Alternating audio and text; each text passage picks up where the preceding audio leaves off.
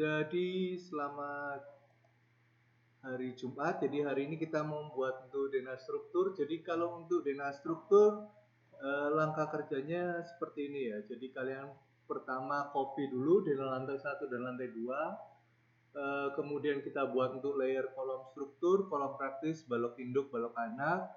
Nah, untuk balok induk biasanya kita pakai untuk rumus empirisnya kita punya tinggi balok itu 1/10 sampai 1/11 dari bentang, dan kita punya untuk lebarnya 2/3 dari tingginya.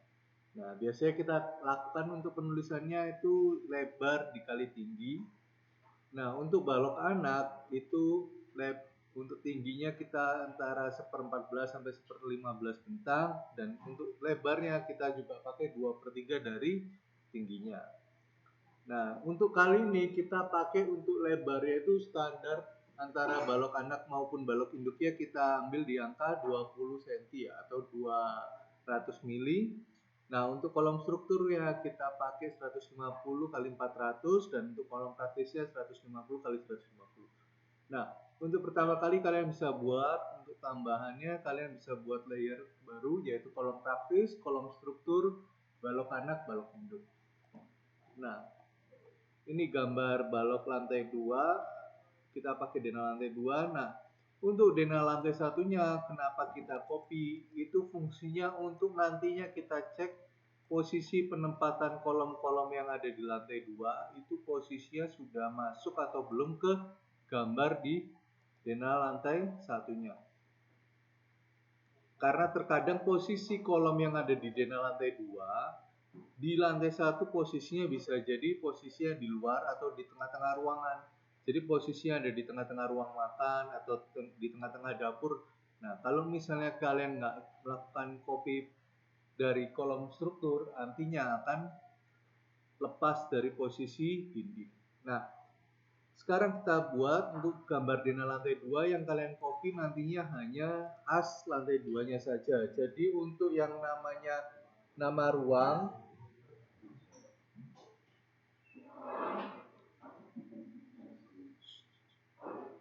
nama ruangan kalian bisa matikan, kemudian untuk yang jendela dan lain sebagainya kalian juga bisa matikan ya.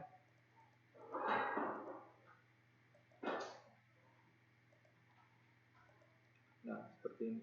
Jadi untuk kusen dan juga untuk dindingnya kalian bisa matikan. Nah, biasanya kalau kita sudah kerja, kita bisa juga menggunakan acuan dari gambar ini. Kalian bisa buat grup dia sebagai semacam kalian bisa gunakan sebagai acuan. Oh, posisinya kira-kira di mana ya? Jadi gambar ini kita grup ini sebagai seperti bayangan kalau misalnya kalian letakkan di sini. Nah, biasanya kalau nantinya sudah nggak kepake, kita bisa dengan gampang hapus ya. Kalau misalnya yang sudah satu grup, dia bisa kita hapus sekaligus ya. Nah, tapi untuk sementara kalian hapus dulu untuk yang namanya dinding, atau kalian bisa copy gambarnya tanpa dinding. Kita sisakan aja posisi asnya ya.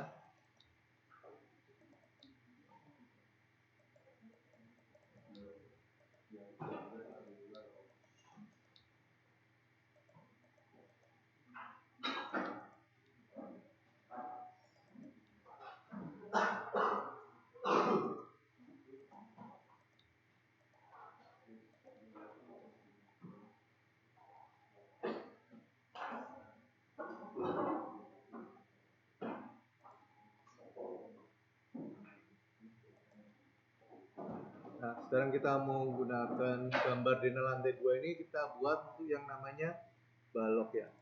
Nah, untuk balok yang menahan dari dinding lantai 2 biasanya kita langsung gunakan sebagai balok induknya ya. Tadi kita buat dia skala lebarnya 200. Nah, buat untuk gambar balok induk ini sebenarnya kalian bisa edit dari dinding yang sudah kalian buat. Kalau misalnya multiline-nya masih tetap belum tereksplod, itu kalian bisa gunakan sebagai acuan. Kalian ganti layernya, kemudian kalian bisa klik di sini, klik kanan di bagian properties. Nah, ini kalian bisa ganti namanya M-line skill-nya. Jadi dari 150 dia bisa berubah langsung ke 200 ya.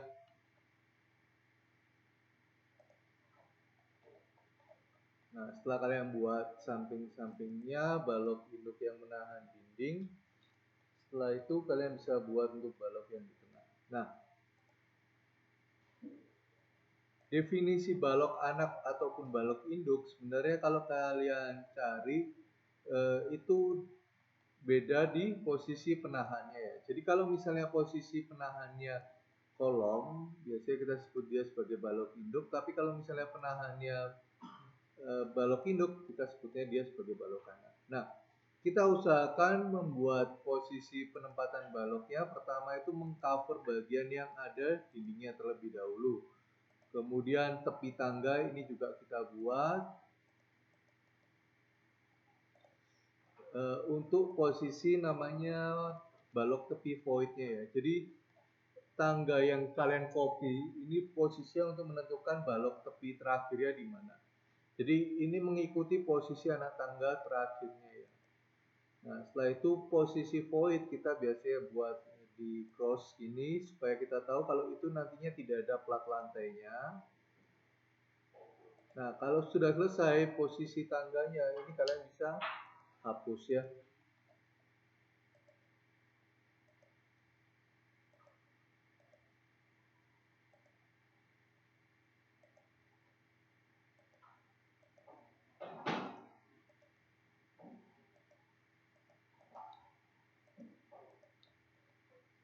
Nah, untuk luasan plat yang ada dinding seperti ini, kalau misalnya kita nantinya perlu mengcover, itu biasanya luasan plat yang dikelilingi oleh balok itu tidak lebih dari 16 meter persegi. Jadi bisa kita tambahkan di sini penempatan balok-balok atau balok induk yang kita gunakan. Balok membagi plat supaya A-nya ini kurang dari 16 meter persegi. Nah, pertanyaannya kalau misalnya lebih itu batasnya sampai berapa dari 16? Biasanya kalau lebih itu sampai 25. Nah, kenapa kita batasi 16? Berarti kurang lebih luasan plat yang di cover itu 4 kali 4 supaya tidak menimbulkan lendutan atau getaran yang berlebihan terhadap plat itu. Jadi kalau kalian lihat untuk aspek mendesain bangunan itu ada namanya kenyamanan ya dalam prosesnya. Kan kalian tidak mau kalau nanti dalam proses kalian desain plat lantai 2 ketika kalian jalan di plat itu terasa getaran. Nah, getaran ini nggak cuma di lantai 2 tetapi nanti akan terasa di lantai 1. Oleh karena itu semakin kecil plat yang dibagi oleh balok-balok ini menyebabkan dia semakin tidak terasa getaran. Nah, bagaimana caranya kalau kita mau ngecek apakah plat ini sudah 4 kali 4 atau misalnya lebih? Kalau misalnya bentuk platnya itu tidak lurus, kita bisa pakai namanya perintah komen namanya area ini.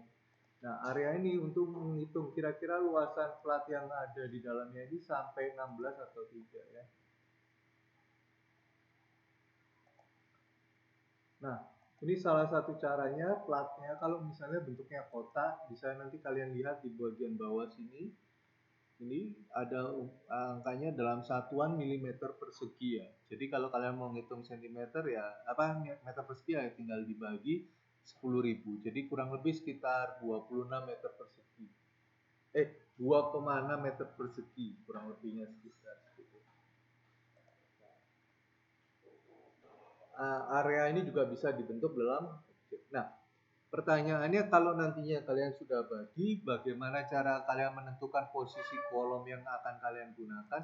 Nah, posisi kolom yang akan digunakan posisinya itu menutupi apa menahan untuk struktur balok yang ada di atasnya. Nah, balok yang ada di atas lantai 2 ini denahnya itu apa?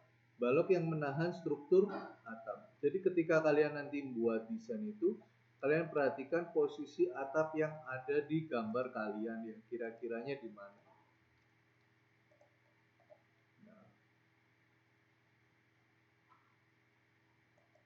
jadi posisi dari nantinya kolom yang akan kalian letakkan itu biasanya cuma mengelilingi ya.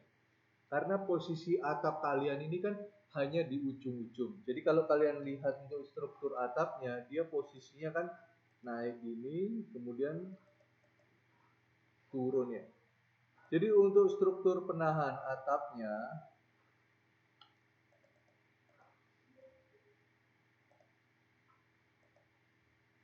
itu hanya di bagian kiri maupun kanan di sini ya. Hanya di sini maupun di sini. Jadi yang di bagian tengah ini kita tidak perlu namanya struktur penahannya atau kita tidak perlu kolom struktur. Nah, jadi kalau nantinya kalian buat untuk gambar ini, struktur kolomnya itu kurang lebih di sekeliling bangunan. Nah, kalau yang di dalam bangunan biasanya kita kasih namanya kolom praktis. Jadi kolom praktis di sini fungsinya itu untuk membagi dinding juga supaya luasannya kurang dari 16 meter persegi. Nah, kenapa dinding kita juga perlu bagi supaya luasannya kurang dari 16 meter persegi? Karena apa? Karena nantinya kalau dinding terlalu luas, pertama itu resikonya retak ya. Dan kedua, posisinya itu nanti bisa jadi struktur yang di atasnya itu lebih gampang untuk melembut. Nah, biasanya kita bagi dengan kolom praktis supaya dindingnya nggak lebih dari 16 meter persegi ya. Nah, selanjutnya kita buat untuk penempatan kolomnya, kalian buat dulu struktur kolomnya. Kolom praktis maupun kolom struktur kita bisa buat di sini, kalian bisa buat pakai rectangle ukurannya 150 kali 150. Nah, yang saya jelaskan di sini itu idealnya ukuran kolom praktis. Tapi dalam prosesnya kolom praktis ini cuma dicor sekitar 12 kali 12 cm.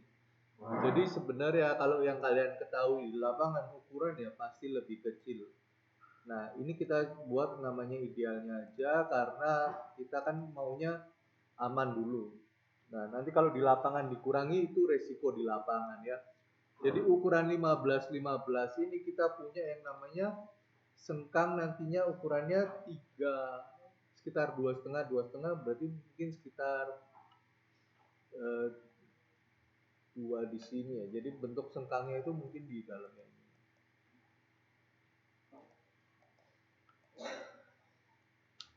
Jadi kita punya sengkang itu mungkin sekitar ini sengkangnya. Nah, kita pakai sengkang kalau mungkin kolom praktis ya mungkin sekitar 6 mili ya. Jadi di dalamnya ini sengkang. Nah, nanti ya kalian buat ya gimana itu nanti digambar detail. Nah, sekarang untuk simbol di denah struktur kita buat crossing ini supaya gampang meletakkan di tengah-tengah kolom di tengah-tengah dindingnya ya. Setelah itu kita biasanya head supaya jelas kita pakai yang solid ini. Nah, kalau sudah kalian bisa block supaya nggak lepas. Biasanya saya bisa tulis dengan kolom praktis ini. Nah, kalau sudah ini kalian bisa letakkan di posisi yang ada dindingnya. Nah, mungkin di sini. Nah, ini kalau kolom praktis. Nah, selanjutnya kalau misalnya kalian buat kolom struktur ya juga sama, jadi 150 kali 400. Nah, mungkin pada kenyataannya sekitar 13 kali 40 gitu ya. Nah, ini saya heads. Nah, ini juga bisa di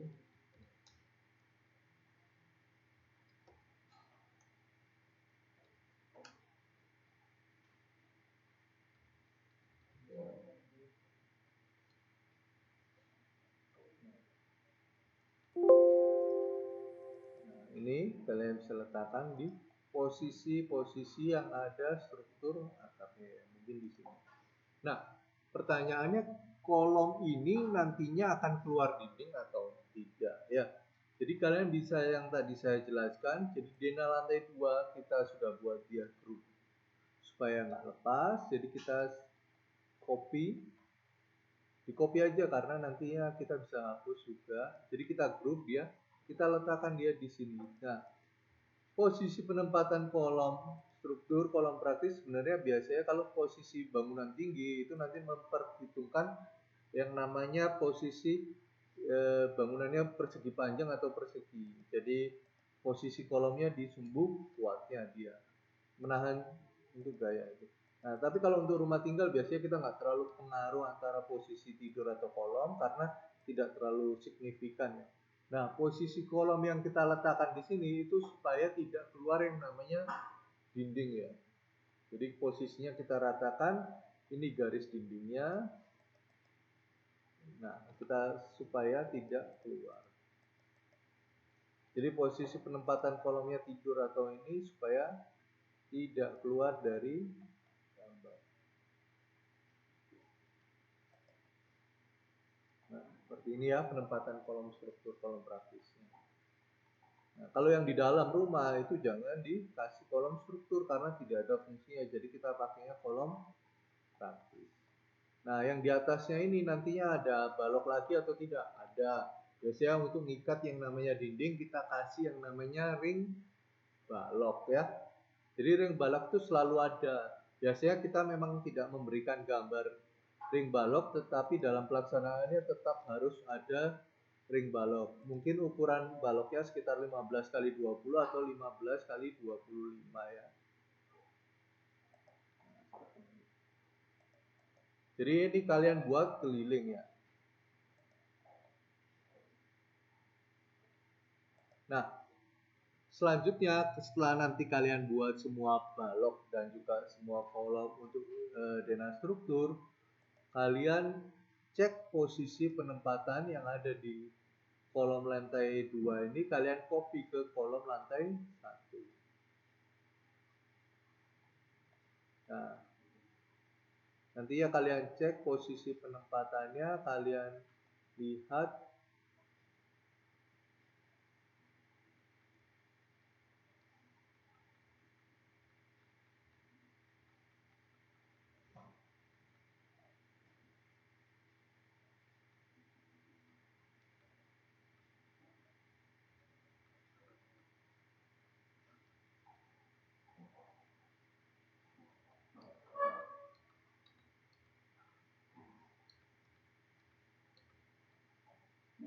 Di lantai 1 posisinya nanti posisinya seperti apa ya.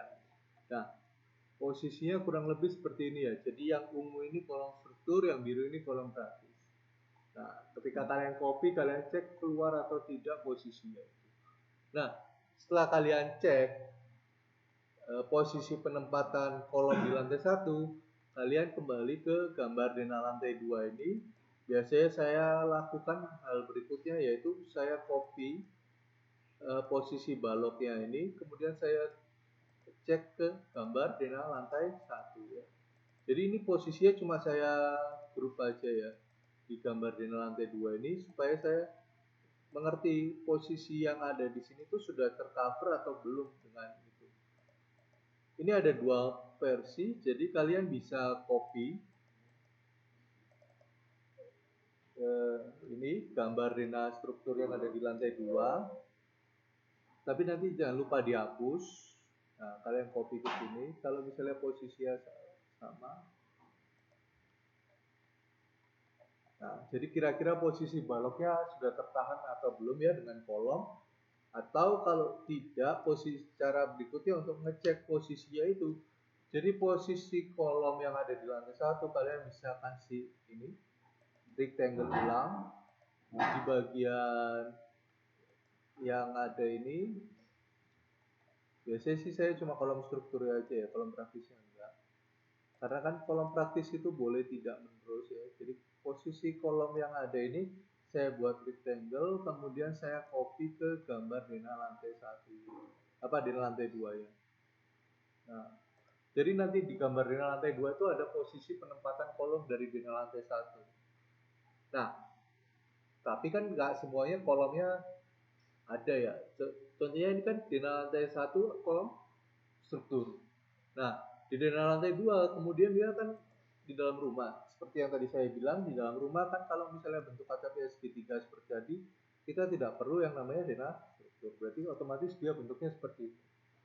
Jadi kolom praktis ditahan oleh kolom struktur di bawah. Ya. Jadi semua kolom praktis yang ada di denah lantai 2 lantai satunya nanti dia berubah ke kolom struktur untuk namanya nanti diteruskan ke fondasi. Nah, seperti itu. Jadi di DNA lantai 2 tinggal kalian kasih yang namanya bayang-bayang dari posisi kolom struktur yang ada di lantai. Jadi awalnya kalian buat dulu kolom lantai 2-nya ini. Nah, nantinya yang dirubah di lantai 1 kalian copy kembali dengan cara kalian buat rectangle di sekitar gitu. Jadi tidak model heads tapi dia modelnya kotak biasa yang transparan. Nah, fungsinya ini apa? Fungsinya ngecek yang mana kolomnya menerus, yang mana kolomnya tidak menerus. Nah, pertanyaan berikutnya, kalau misalnya kolom lantai 2 saya nggak mau jadi kolom praktis, saya mau pakai kolom struktur semua, gimana ceritanya? Boleh atau tidak? Sebenarnya nggak masalah. Otomatis lebih kuat. Tetapi kan kalian namanya di dalam dunia kontraktor, otomatis kan ada kaitannya dengan duit ya. Jadi semakin besar kolom yang kalian buat, semakin besar duit yang harus dikeluarkan oleh owner.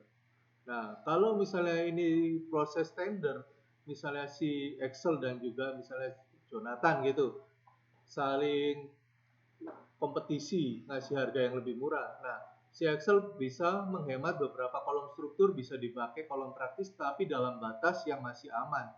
Tetapi si Jonathan misalnya semuanya kolom struktur karena dia merasa bangunannya harus over safety. Nah, otomatis budget kan pasti beda. Misalnya si Excel dapat budget sekitar 1M, si Jonathan misalnya budgetnya sekitar 1,5M.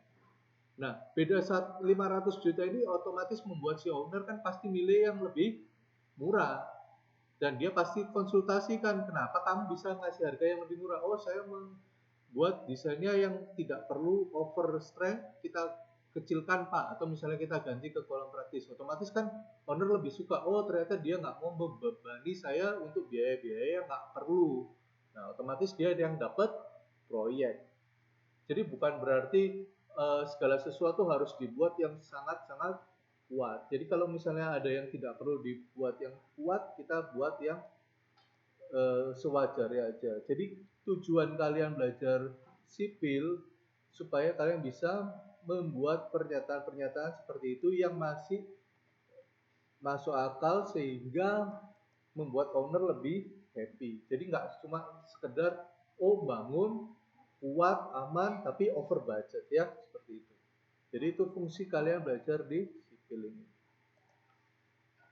Nah, nantinya kalau misalnya kolom struktur masih diteruskan menjadi kolom struktur, otomatis nanti bentuknya itu seperti ini.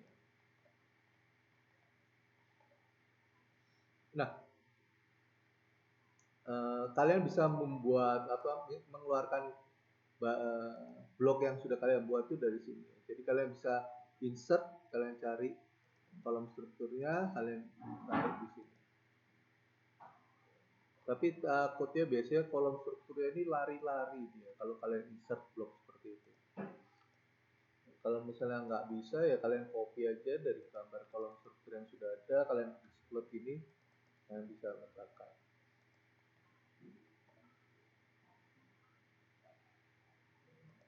Jadi kalau misalnya kolomnya menerus ya otomatis dia tertutup ya rectangle yang ada di bawah. Jadi kalian bisa copy rectangle-nya satu-satu. Nah, setelah itu kalian cek. Nah, fungsi yang ada di DNA lantai 1 itu juga untuk ngecek yang namanya posisi ya. Jadi ketika kalian nanti buat di DNA lantai 2, ada kemungkinan kan posisi kolomnya kan posisinya seperti ini. Nah, posisi kolom seperti ini kalau kita teruskan ke DNA lantai 1, otomatis kan dia keluar dari. Jadi kita harus namanya rotate posisinya supaya kembali ke DNA lantai awal. Supaya masuk semua ya. Nah, selanjutnya apa yang harus kalian lakukan setelah kalian selesai buat sketch posisi DNA-nya, kalian berikutnya menentukan posisi dari ukuran baloknya ya. Jadi kalian kan menggunakan balok-balok yang ada di DNA lantai ini ada ukurannya. Jadi biasanya kalian cek nanti posisinya di sini dengan posisi kolomnya. Yang tadi saya bilang antara balok anak dengan balok induk, balok anak ini posisinya kan ditumpuk balok induk. Nah, balok induk ditumpuk dengan polok. cara ngitung jaraknya itu dengan cara kalau misalnya kalian copy terlebih dahulu yang tadi saya bilang, jadi sketch posisi kolom yang ada di lantai 1 ketika kalian bawa ke lantai 2, misalnya bentangnya kan dari sini ke sini. Jadi kalian tahu, oh bentang yang muncul itu berapa meter dari sini. Misalnya kita ambil bentang bersihnya aja deh. Nah, 5275 di sini kalian bagi dengan ukuran 1/10. Berarti ya kurang lebih sekitar atau 11 deh, 500 ya, bentang 5 meter. Berarti dengan asumsi lebarnya kita pakai 200, berarti di sini kita punya balok ukuran 200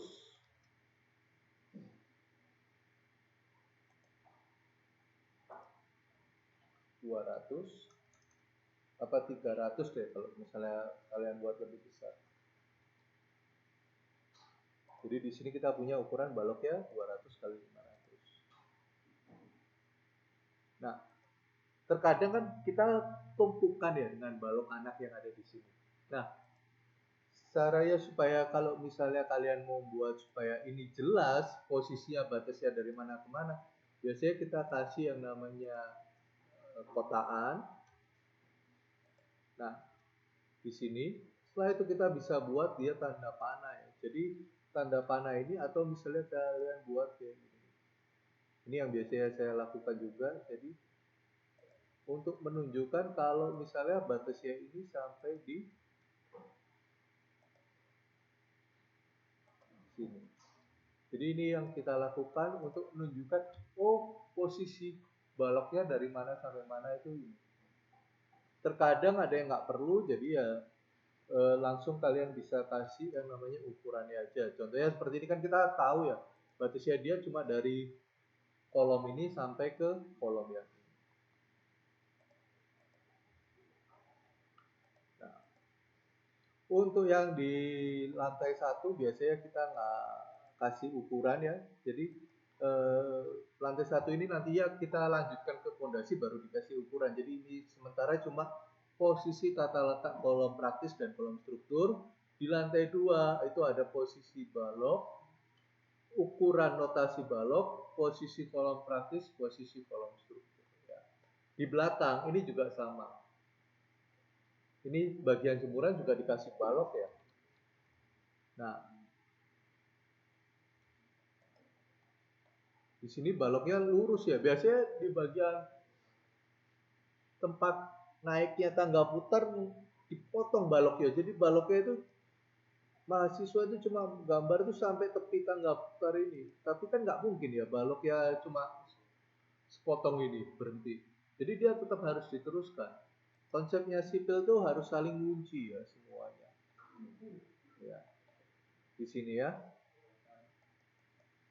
Tangga putarnya nanti kalian bisa hapus, kemudian kalian kasih keterangan semua. Ini 200 500. Kalau ini lebih kecil ya silakan dibuat lebih kecil, misalnya ini 350. Ya.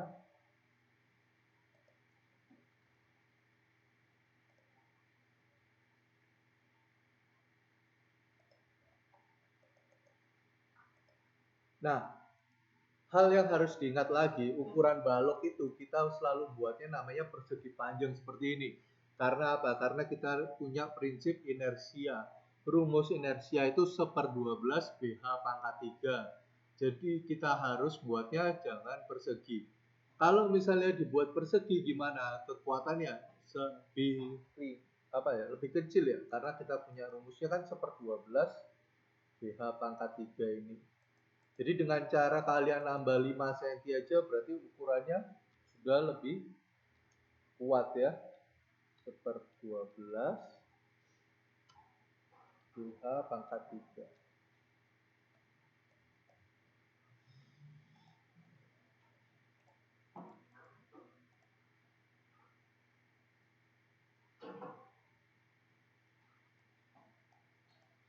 Ya.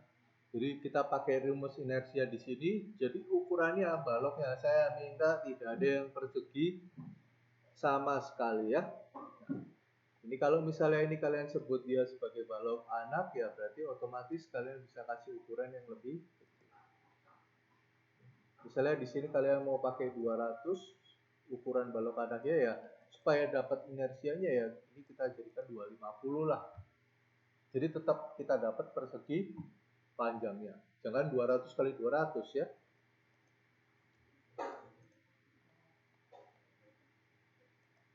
Nah, mungkin di sini 200 kali 300.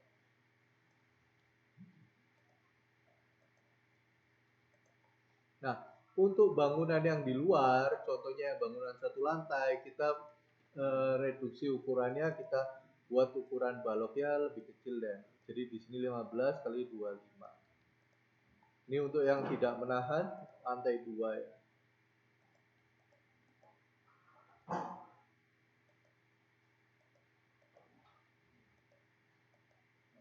Posisinya seperti ini. Kurang lebihnya seperti itu. Terus di bagian bawah nanti kalian kasih keterangan itu ukurannya baloknya berapa, kolomnya berapa ya. Karena biasanya kita cuma kasih untuk simbolnya seperti ini untuk gambar konstruksi. Jadi nanti kalian tambahkan di sini aja. Di luar, di sini kalian bisa kasih ini namanya kolom struktur ukuran berapa.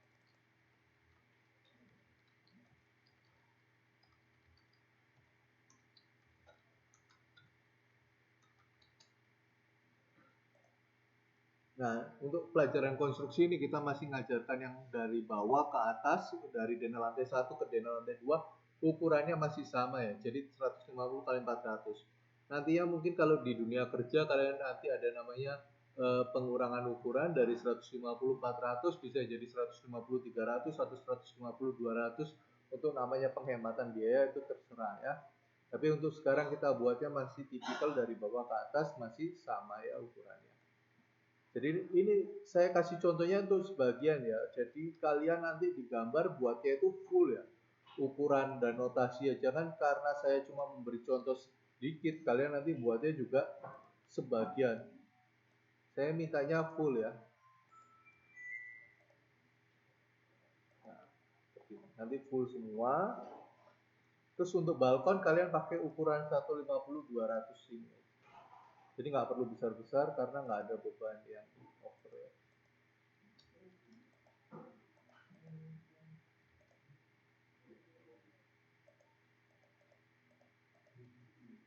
Nah, untuk bagian dinding pagar juga sama ya. Jadi kalian bisa buat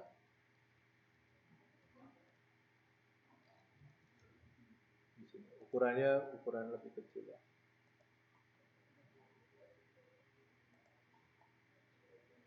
Nah, di dinding pagar jangan lupa ada yang namanya kolom praktis ya. Jadi kalau misalnya dia nggak nahan lantai 2, jangan lupa tetap dikasih kolom praktis di bagian ujung-ujungnya. 1, 2, karena ini untuk bagi setengah, di sini 1. Kalau misalnya ini perlu ya ditambah lagi ya. Nah, seperti itu kira-kira penjelasan denah struktur sampai di sini, silakan nanti dicoba.